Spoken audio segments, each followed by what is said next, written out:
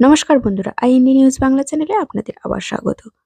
তো বন্ধুরা, শস্য বীমা প্রকল্পে ইতিমধ্যে কিন্তু কৃষকদের ব্যাংকের অ্যাকাউন্টে শস্য বীমা প্রকল্পের খারিফ শস্যের টাকা ঢুকতে শুরু করেছে। এখনো পর্যন্ত সরকারের তরফ থেকে প্রায় 300 কোটি টাকা বরাদ্দ করা হয়েছে। তার মধ্যে থেকে প্রথম দফায় কিন্তু 197 কোটি টাকা বরাদ্দ করা হয়েছিল এবং পরে আরো 102 কোটি টাকা বরাদ্দ করা হয়েছে। এই বন্ধুরা, নতুন করে যে 102 কোটি টাকা বরাদ্দ করা হয়েছিল সরকারের তরফ থেকে, তার মধ্যে থেকে কিন্তু বহু কিছু জেলায় শস্য বীমা প্রকল্পের টাকা আপনাদের মধ্যে অনেকের ব্যাংকের অ্যাকাউন্টে ক্রেডিট হচ্ছে। তাছাড়া আমাদের মাননীয় মুখ্যমন্ত্রী মমতা বন্দ্যোপাধ্যায় আজকে ব্রিগেডের সভা থেকে কিন্তু সরাসরি আবাস যোজনা এমনকি 100 দিনের কাজ নিয়ে নতুন করে তথ্য আপনাদের মধ্যে জানিয়ে দিলেন। তো বন্ধুরা, কি নতুন তথ্য আমাদের মাননীয় মুখ্যমন্ত্রী জানালেন, সমস্ত রকমের তথ্য কিন্তু আজকের ভিডিওতে আপনাদের জানাতে চলেছি। তাছাড়া শস্য বীমা প্রকল্পে আপনাদের মধ্যে অনেকের ব্যাংকের অ্যাকাউন্টে টাকা ক্রেডিট হলেও আপনারা কমেন্ট সেকশনে বলেছেন যে আপনারা এখনো পর্যন্ত টাকাটি পাননি।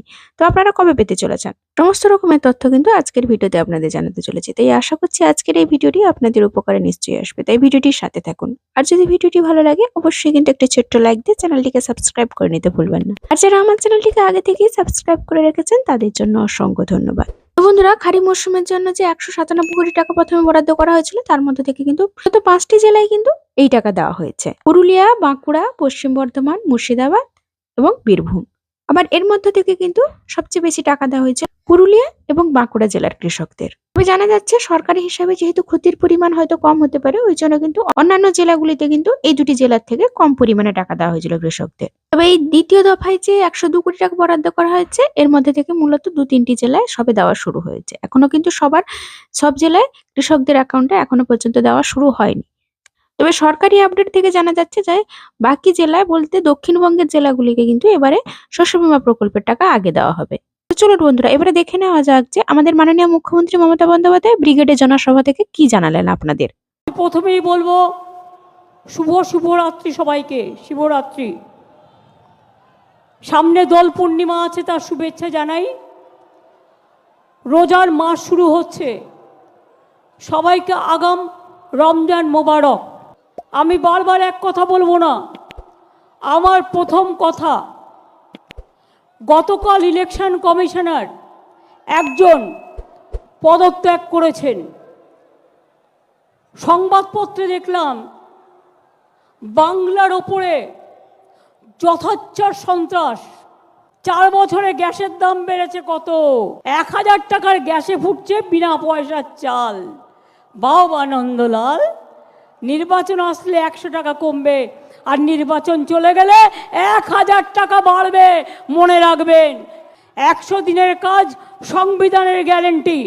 বলুন আপনারা, আমরা 72,000 কোটি টাকা খরচ করে 3 কোটির ওপর শ্রম দিবস বাংলায় তৈরি করেছি কি করিনি? আমরা 1 নম্বর ছিলাম বাংলায়। তাই আপনাদের রাগ। 455টা টিম পাঠিয়েছেন, বলছে সব টাকা পাঠিয়েছিলাম, খেয়ে নিয়েছে। কোথায় খেয়েছে জবাব দাও। টাকাই তো দাওনি, তো খাবেটা কোত্থেকে? জিজ্ঞেস করুন।